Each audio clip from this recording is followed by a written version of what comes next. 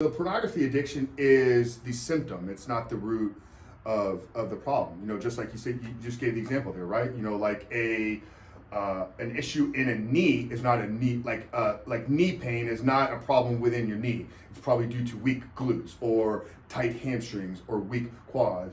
Lower back pain is not a problem with your back. It's most often a symptom of sitting too much or a weak core. So how do you fix lower back pain? Strengthen your core, don't sit as much. Well, if we know that pornography is the symptom in your life, then we need to figure out what is the root of that problem, and that's what we're going to begin to attack.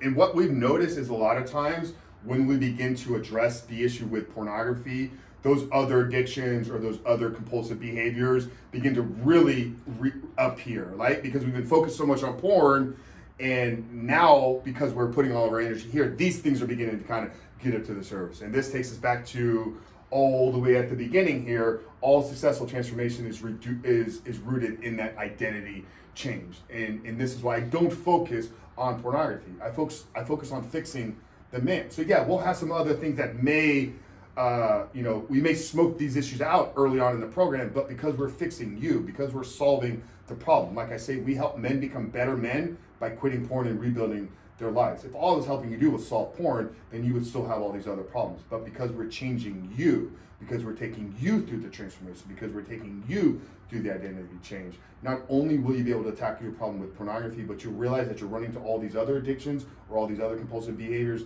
for many of the same reasons as why you're seeking out pornography.